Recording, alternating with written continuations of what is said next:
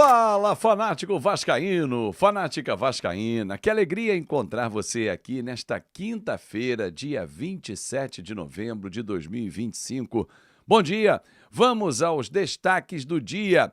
Gramado 100% recuperado, amanhã tem jogo com o Internacional, primeiro teste no novo gramado de São Januário. Mudanças na equipe do Vasco, dentro e fora de campo. Vamos entender o que acontece com o time pós-conversa com integrantes da torcida organizada Força Jovem. Tudo isso e muito mais agora, então, peço a você o seu like, a mãozinha que está aqui embaixo, que é muito importante. Comenta a tua expectativa para esse jogo importantíssimo na temporada. Claro, se é novo, se inscreve no nosso canal, dá aquela moral, compartilha para geral. Bom, já estou jogando na tela aí para você a foto do gramado, né? Sendo tratado, cuidado, reta final, trabalho desenvolvido pela Greenleaf, empresa responsável pelo estado do gramado do Vasco da Gama, que apresentava muitas manchas. Não era um gramado que tinha uma jogabilidade, ou seja, uma condição de jogo ruim, porém o aspecto era muito ruim, né? Visualmente era feio. Na transmissão, a crítica acontecia, principalmente porque o visual não era bacana. O Vasco aproveitou a data FIFA e fez um trabalho intenso. Além da data FIFA, o Vasco pós-data FIFA não jogou em São Januário, Arena do Grêmio e Fonte Nova. Então teve praticamente o mês de novembro longe do estádio para poder fazer o tratamento adequado. Houve a troca do gramado por um todo, né? Toda a grama foi embora, ela foi plantada em Saquarema, as placas em rolo vieram, foram 6 dias de trabalhos intensos da empresa que é responsável por esse cuidado e a troca trouxe esse resultado. E amanhã a gente vai observar no primeiro jogo como é que está a jogabilidade, se tem alguma imperfeição, e o gramado vai apresentar um melhor aspecto também visual para a partida. Lembrando que o Vasco faz 2 jogos em São Januário até o fim dessa temporada. Amanhã diante do Internacional e depois diante do Mirassol. Na outra terça-feira são os 2 próximos e últimos jogos em 2025. Ah, Fábio, mas aí não vai fechar para a reforma? Sim, mas não vai fechar imediatamente. Então o Vasco ainda vai utilizar esse gramado no início da próxima temporada e quando fechar, a previsão é pelo mês de abril, essa grama será retirada e levada para o CT Moacir Barbosa, para o CT em Duque de Caxias, ou seja, ela será reaproveitada. Essa foi uma vantagem de fazer o plantio agora. Então não vai ser jogado fora o trabalho e muito menos desperdiçado o novo gramado.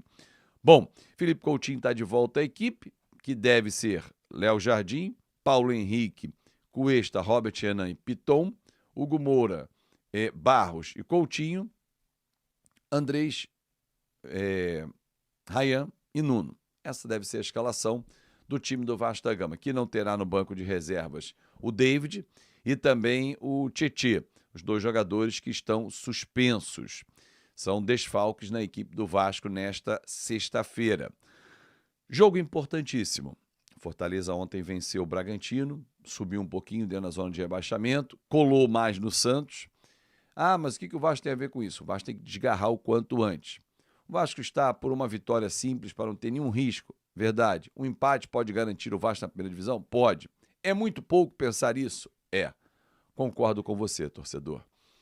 E esse time poderia entregar muito mais. Mas a gente já viu que a oscilação agora na reta final está custando esse caminho de pensar em algo maior. Pensar em algo maior era ficar pelo menos sem susto entre a 8ª e 10ª posição.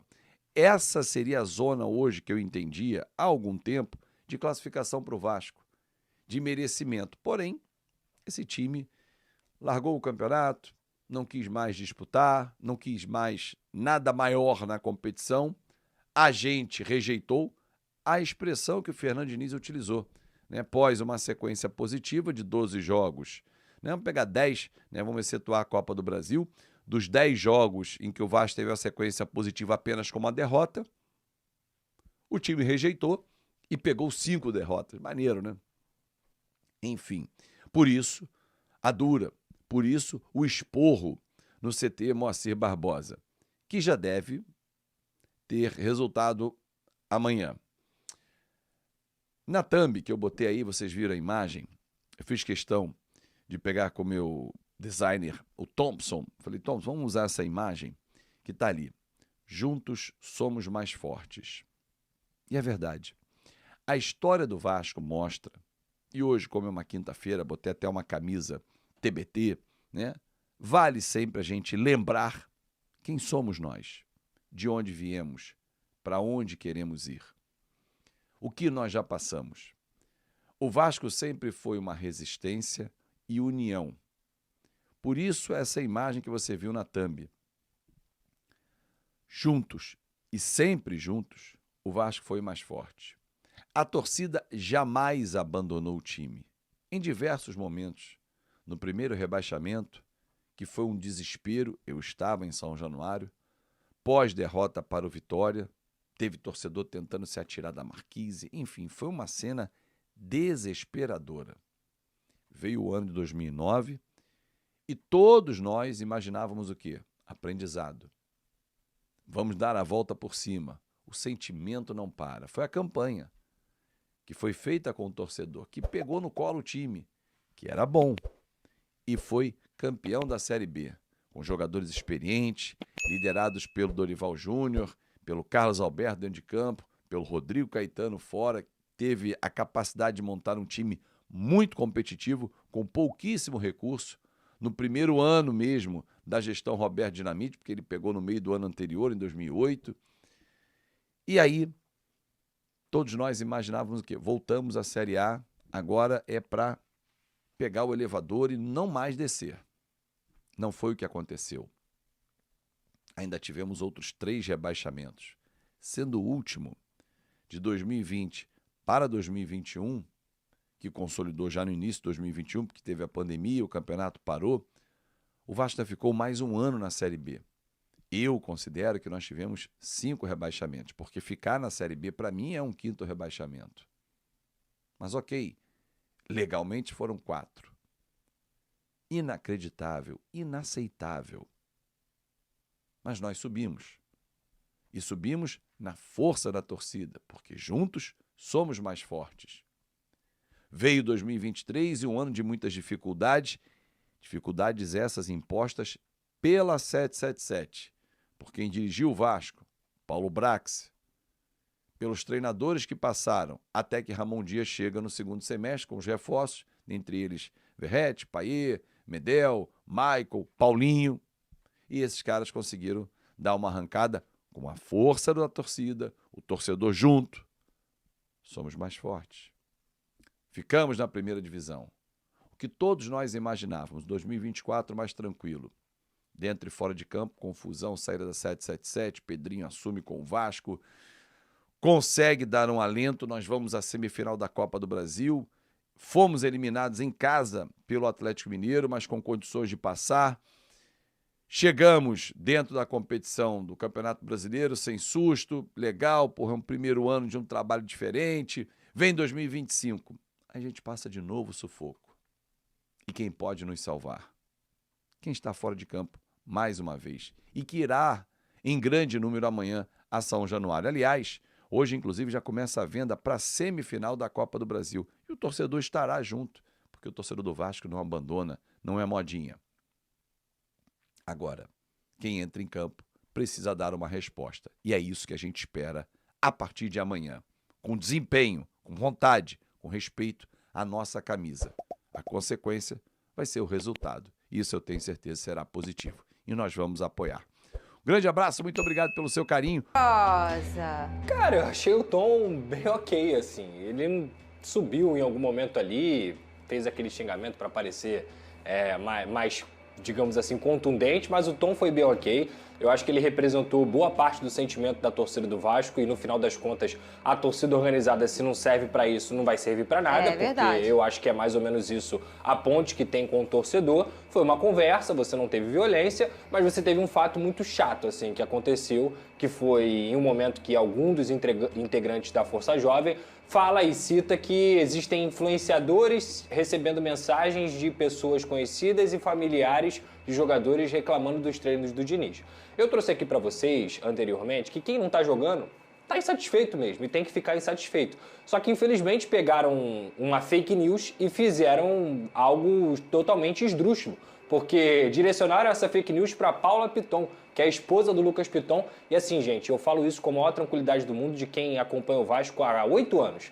O Lucas Piton é um dos jogadores que mais se dedica com a camisa do Vasco, mais identificado. É um cara que foi o segundo maior jogador com participações em gols no ano passado, em 2024. Desde que ele chegou em 2023, ele é um jogador que pode ter altos e baixos defensivos, mas ele entrega com a camisa do Vasco. Se eu não me engano, inclusive, ele é o lateral esquerdo que tem mais assistências dentro do Campeonato Brasileiro, se não tem mais. Quantos anos de Vasco, Pedrosa? 3 anos já. Bastante tempo. Então, assim, e a Paula, cara, a Paula que é a esposa dele, eu nunca tive contato com o Piton e nem com a Paula. A Paula outro dia estava na torcida do Vasco em Bragança Paulista, torcendo junto com a torcida, com a esposa do Nuno Moreira e tudo mais. E aí começaram a atacar a esposa do Piton. O casal tem um filho de 1 ano. Uma situação totalmente lamentável. Eu nem considero torcedor, sabe? Porque o cara que vai atacar familiar em rede social, com todo respeito, ele não tem nada na cabeça, ele não tem nada, é só uma pessoa ignorante e é muito triste que isso tenha acontecido, então tem que compartilhar a verdade. Agora, sobre a questão em si, eu acho também muita terceirização de culpa de, meu Deus, caramba, o fulano, o amigo, o familiar. É engraçado, há 20 dias não tinha nenhum amigo familiar reclamando dos treinos do Diniz. É engraçado, o Vasco estava 20 dias aí como líder do retorno, ninguém reclamava. E assim, meu camarada, tá com dó de treinar? Larga o Vasco. Tá com dó de se dedicar? Larga o Vasco, porque o Vasco não é pra você. E assim, eu acho que, eu vou repetir aqui, acho que isso tudo é teoria da conspiração. No final das contas, o Vasco entrou num limbo de derrotas, que tem muito a ver com a postura desses jogadores, e eles precisam acordar, cara. Ninguém desaprende a jogar bola, eles não são ruins. Eu acho que, tecnicamente falando, o Vasco tá mesmo ali entre os 10 melhores times do campeonato, mas a questão é muito mais de postura da questão anímica do que qualquer outra coisa. Para sexta-feira, a torcida vai lá, vai lotar de novo, o Felipe Coutinho volta, que é a melhor notícia que o Vasco pode ter, porque ele faz essa engrenagem do Vasco rodar, e eles têm que acordar, cara. Eles têm que tomar vergonha na cara, como eu já falei aqui, representar a camisa do Vasco e fazer um final de ano decente. Tem festa sendo preparada para o jogo do Maracanã na Copa do Brasil. O Vasco tá aí com uma boa notícia de que vai trocar de material esportivo, vai para Nike. No ano que vem eles têm uma oportunidade de estar numa Libertadores. Então assim, cara, de verdade, eu não sei o que falta. Se falta, eles têm que responder e pelo visto ontem eles responderam que vão mudar. Vamos ver. E bom, foi positivo ali o protesto, né? Eu já falei aqui que eu sou muito a favor disso. Não teve tapa na cara, não teve aquelas coisas de falta de respeito, né? Eu acho, já falei aqui, isso pra mim não ganha ou se perde jogo. Mas é importante, às vezes, você situar o cara de onde ele está. Que é time grande, que é um time gigante como o Vasco da Gama, que vem sofrendo nos últimos anos. Eu já falei isso diversas vezes, não tem time grande que sofra mais do que o Vasco nos últimos 20 anos, no último século, digamos assim, nesse século que a gente está vivendo.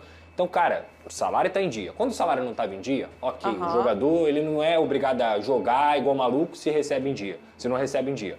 O salário está em dia, eles têm tudo do bom e do melhor, eles têm suporte, eles têm um CT que está sendo organizado, eles têm a torcida ao lado o tempo inteiro. Não tem motivo para ter a postura patética que eles estavam tendo. Então vai depender desses caras. Enquanto os jogadores não me provarem o contrário, de que eles não têm um mental fraco, de que eles merecem vestir a camisa do Vasco, e eu espero que eles façam isso, e repito, para mim não é questão técnica, é questão mental, é questão de mentalidade vencedora. Enquanto eles não me provarem o contrário, a gente vai estar sempre criticando. Aí, Pedro. Em paralelo a protesto, briga, crise, enfim, o Vasco da Gama segue treinando e treinou normalmente nesta quarta-feira no CT Moacir Barbosa. Os jogadores foram a campo, fizeram atividades, foco total no jogo com o Internacional, que ganhou contornos dramáticos. Uma vitória é fundamental para o Vasco afastar de vez a briga contra o rebaixamento, se garantir quase que matematicamente na primeira divisão e a partir daí começar a já se focar totalmente na Copa do Brasil.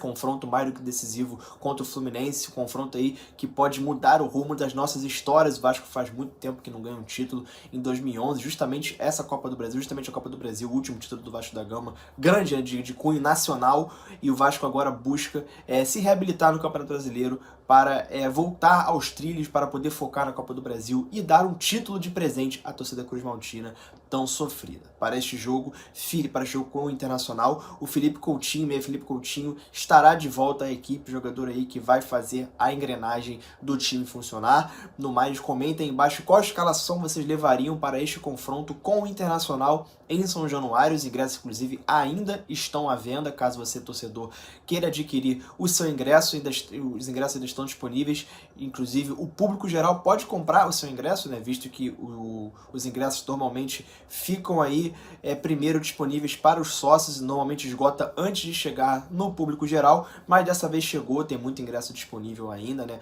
O torcedor aí do Vasco meio desanimado, não aderiu ainda muito bem para este jogo contra o Internacional, então convoco esse torcedor para comprar o seu ingresso e fazer uma festa muito boa, muito positiva para que o Vasco possa vencer o Internacional em São Januário. E falando também em ingresso, os ingressos para o jogo contra o Fluminense, para o jogo de ida, que o Vasco será o mandante no Maracanã, as vendas se iniciam neste dia 27 dessa semana. Os ingressos estarão disponíveis para que você, torcedor, possa comprar, adquirir a sua parte e para que a gente possa fazer uma grande festa no confronto contra o Fluminense no jogo de ida pela Copa do Brasil. Encerrando o giro desta quarta-feira, vamos falar sobre uma mudança que vai ser muito importante para o Vasco no ano de 2026. A CBF anunciou nesta quarta, em evento realizado em São Paulo, o seu fair play financeiro, o seu modelo de fair play financeiro que entrará em vigor no dia 1º de janeiro de 2026, ou seja, o Vasco já terá que se adequar a estas regras para o ano que vem. Não só o Vasco, mas vai ser um modelo também muito importante aí para que o Vasco siga e reequilibre as suas contas, as suas finanças e possa retomar ao caminho de glórias. E a CBF anunciou as regras, vou falar aqui para vocês as principais determinações que o Vasco terá que cumprir a partir do dia 1º de janeiro de 2026. Vamos primeiro recapitular aqui o objetivo, né, desse fair play financeiro, que basicamente é permitir um maior equilíbrio financeiro às equipes, né? Ele se baseia em 4 pilares com indicadores que serão monitorados por um órgão criado com este fim, a Agência Nacional de Regulação e Sustentabilidade do Futebol. As regras gerais deste fair play financeiro serão 3 janelas de monitoramento em 31 de março, 31 de julho e 30 de novembro de cada temporada, e os clubes preencherão formulários de autodeclaração. Toda a transação entre clubes deverá ser registrada e detalhada no sistema próprio da CBF, inclusive a forma de pagamento. Todos os contratos de atletas também vão ser registrados nesse sistema, com valores de pagamentos previstos, salários CLT e direitos de imagem. E esses registros são pré-condições para a publicação de contratos no BID. Falando agora de regras para atrasos. Clubes e atletas poderão acionar a agência a qualquer momento para indicar atrasos. E para dívidas assumidas a partir do dia 1º de janeiro, a implementação das regras é imediata. Dívidas anteriores a esta data estarão sujeitas ao regulamento a partir de 30 de novembro de 2026. Vamos falar agora das regras operacionais, que serão controladas receitas e despesas relevantes de forma prospectiva. Os clubes deverão apresentar superávit no resultado de suas operações. Caso apresentem déficit, os clubes poderão utilizar aportes de capital ao seu patrimônio líquido, sem limitação, para cobrir o resultado. Se um clube apresentar déficit, a avaliação será feita a partir da soma dos últimos 3 exercícios. Clubes da Série A terão limite de déficit de 30 milhões de reais ou 2,5% das receitas, o que for maior. Clubes da Série B terão um déficit máximo de 10 milhões de reais ou 2,5% das receitas, o que for maior. Para essa conta serão excluídas receitas e despesas de categorias de base, infraestrutura, futebol feminino, projetos sociais, esportes olímpicos e paralímpicos. Essas regras estarão em período de transição para os resultados reportados em 2026 e 2027, referente aos anos anteriores, em que os clubes serão apenas advertidos. O regulamento estará em vigência plena a partir de 2028.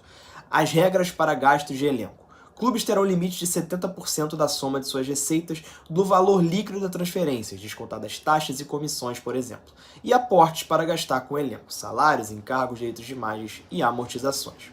Resultados reportados em 2026 e 2027 estarão sujeitos apenas a advertências. As regras valerão a partir dos resultados reportados em 2028, com limite de 80% para as séries A e B, e em 2029, limite de 70% para a série A e 80% para a série B. Regra de endividamento. A dívida líquida de curto prazo, que geralmente vence até 1 ano, terá que ser menor do que 45% das receitas relevantes do clube. Os clubes que violarem a regra serão apenas advertidos até 2027. O percentual será aplicado de forma gradual entre 2028, 60% das listas relevantes, e 2029, 50%, até chegar aos 45% em 2030. Regras para a recuperação judicial, caso do Vasco. Haverá limitação da folha salarial, que terá de ser mantida no patamar da média dos 6 meses anteriores. Nas janelas de transferências, o clube deverá gastar o mesmo ou menos ao que arrecadou com a venda de atletas. Negociação de um acordo de reestruturação com garantias para o cumprimento e prazos de duração das medidas citadas. Uma observação neste caso, não afeta o plano de recuperação judicial do Vasco, que é um período anterior ao período em que o fair play financeiro entrará em vigor. Regras para balanço financeiro. As demonstrações financeiras terão de ser entregues até 30 de abril do ano seguinte, acompanhadas de relatório de auditor independente registrado na CVM, Comissão de Valores Mobiliários. E o orçamento anual terá de ser apresentado até 15 de dezembro do ano anterior, aprovado pela administração. Essa regra é de caráter educativa, sem intervenções de agência ou punições. A expectativa é de que no futuro o sistema aponte, a partir das projeções, possíveis violações ao regulamento de fair play. Falando agora de SAF, propriedade multiclubes. Será proibido deter controle e influência significativa, direta ou indireta, em mais de um clube apto a participar da mesma competição da CBF na mesma temporada. Serão definidos critérios contábeis para o registro de todas as transações entre clubes de um mesmo grupo. Caso algum clube descumpra essas regras, as punições serão advertência pública, multa, retenção de receitas, transfer ban, dedução de pontos, rebaixamento, não concessão ou cassação da licença, e também poderá ser celebrado um acordo de ajustamento de conduta para medida alternativa ou preliminar às sanções.